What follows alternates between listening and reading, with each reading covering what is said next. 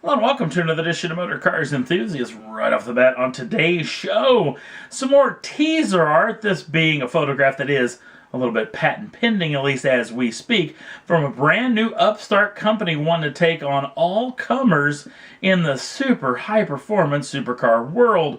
This is the CineasOne.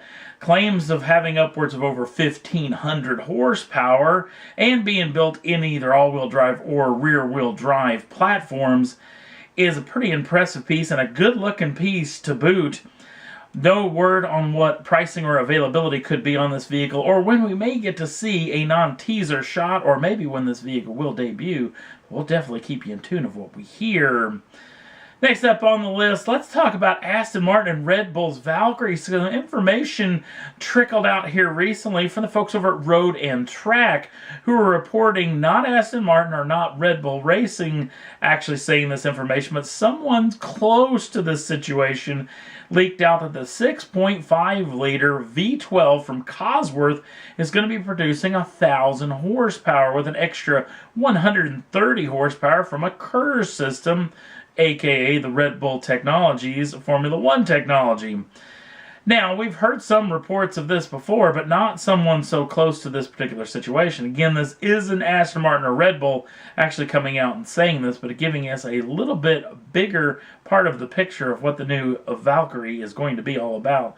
We'll definitely keep you in tune if we hear any more information about this machine. Another high-performance automobile from the folks over at General Motors, the brand new Camaro ZL1. They flew this vehicle out to the Nürburgring Nordschleife loop to take on all comers as well, and did a pretty awesome lap. In fact, if you want to see the video of this, it's up on the Facebook page right now. A pretty impressive lap indeed, especially it was in manual transmission form. The vehicle did a 7-minute, 16.04 second lap around the Nordschleife loop, which is pretty impressive because it beat out the current 911 Porsche GT2 RS, which is a feat to say the least, especially in Porsche's backyard. But sticking with the Porsche 911 GT2 RS, the all-new one that's coming down the pike that was actually just revealed at E3 for Forza Motorsport 7 video game, got some information about this machine, and it's not the information you really want to hear, because you obviously want to hear performance numbers, but we do know that they're going to build 1,000 of these, and sadly, all 1,000 of them have already been spoken for. Yep, couldn't even get your hands on one of these machines if you wanted to, unless you may know one of the owners and you want to grease their palms a little bit. Last up on the list, let's talk a little bit more about the Demon, because in the last episode, we talked about some of the ways that FCA was trying to keep their dealer network from upcharging this particular machine, basically selling it over sticker price. And it comes from the folks over at Allpar who got their actual hands on some of the actual information about how you get in on owning one of these machines. Basically, you have to sign up for it just like you would any other machine, actually filling out the paperwork to actually order one of these vehicles. But there is a huge disclaimer that you have to actually initial or sign off on, which gives us a little bit more of the picture. A lot of the things just make sense, especially in a super high performance machine, especially in this low of price territory, and using parts and pieces that aren't on normal automobiles.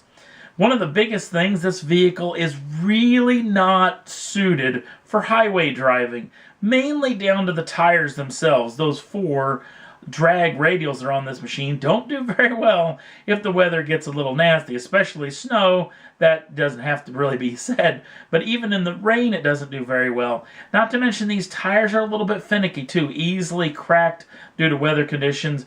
Dodge also doesn't want you to move this particular machine in temperatures of under 15 degrees. Yeah, that means you don't move it at all.